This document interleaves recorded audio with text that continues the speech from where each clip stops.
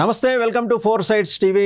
ఇప్పుడు మనం శ్రీకాకుళం జిల్లాలోని పాతపట్నం అసెంబ్లీ సెగ్మెంట్ గురించి మాట్లాడుకుంటున్నాం. 1952 నుంచి 2019 వరకు ఈ నియోజకవర్గానికి ఉన్న ప్రత్యేకత ఏంటంటే, పొరుగునున్న టెక్కల్ నియోజకవర్గం నుంచి ఒకసారి ఎన్టీ రామారావు గారిని ఆ ప్రాంత ప్రజలు గెలిపించుకుంటే, ఈ నియోజకవర్గం నుంచి పాతపట్నం నుంచి లక్ష్మీపార్వతి గారు 1996లో జరిగిన ఉప ఎన్నికలో ఇక్కడి నుంచి గెలిచారు.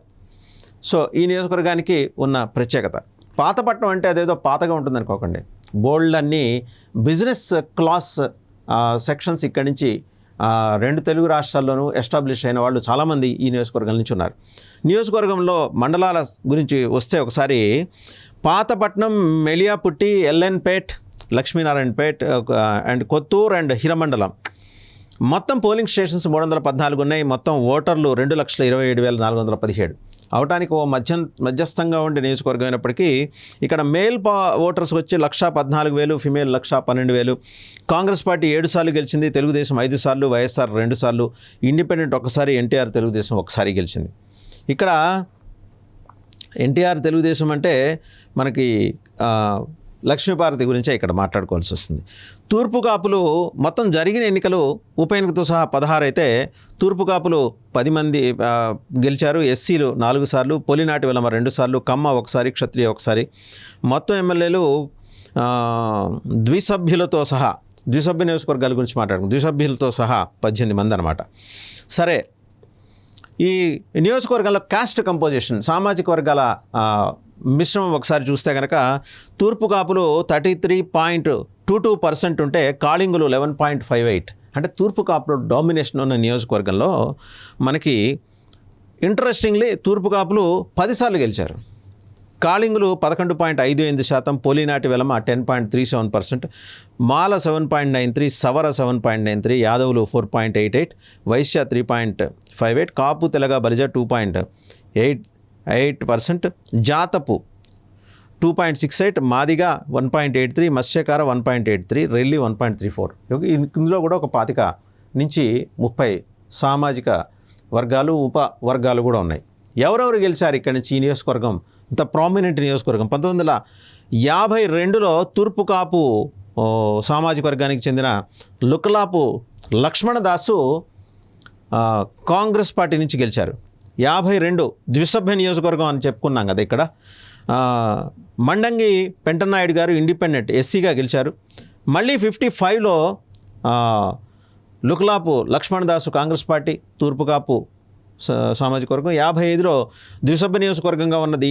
దీంట్లో పోతుల గున్నయ్య గారు కాంగ్రెస్ పార్టీ ఎస్సీ సామాజిక వర్గం నుంచి.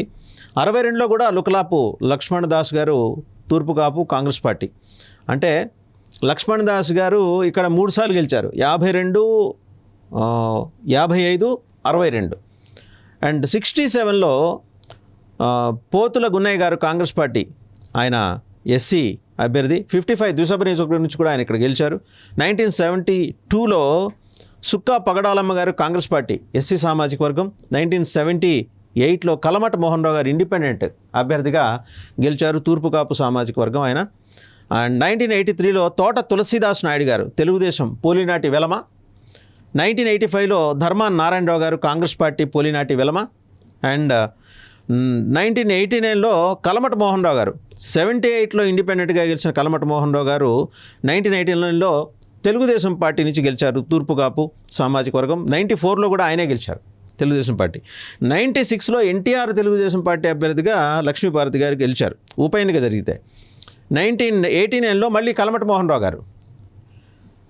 2004 అంటే కలమట మోహన్ రావు గారు 1978, 89, 94, 99, 2004 ఒక్కసారి ఆయన ఇండిపెండెంట్గా గెలిచారు. మిగిలిన 4 సందర్భాల్లోనూ ఆయన తెలుగుదేశం అభ్యర్థిగానే గెలిచారు. 2009లో శత్రుజల్ల విజయరామరాజు గారు కాంగ్రెస్ పార్టీ అభ్యర్థిగా ఇక్కడి నుంచి గెలిచారు, క్షత్రియ సామాజిక వర్గం. అండ్ కలమట వెంకటరమణమూర్తి 2014 తూర్పు కాపు సామాజిక వర్గం, కాంగ్రెస్ పార్టీ, వైఎస్ఆర్ కాంగ్రెస్ పార్టీ అభ్యర్థిగా గెలిచారు. 2019లో రెడ్డి శాంతి గారు వైఎస్ఆర్ కాంగ్రెస్ పార్టీ అభ్యర్థిగా తూర్పు కాపు సామాజిక వర్గం అభ్యర్థి ఆమె గెలిచారు. సో చూశారు కదా, నెమ్మదిగా వైఎస్ఆర్సీపీ ఎలా పెనట్రేట్ అవుతూ వస్తుంది అని శ్రీకాకుళం జిల్లాలోని డిఫరెంట్ సెగ్మెంట్స్లోకి అనేదానికి ఇది ఉదాహరణ. అంటే ఎక్కడైతే తన ఫుట్ ప్రింట్స్ లేవో అక్కడ తన ముద్ర వేసుకోవడానికి వైఎస్ఆర్సీపీ చాలా బలంగా ప్రయత్నిస్తోంది.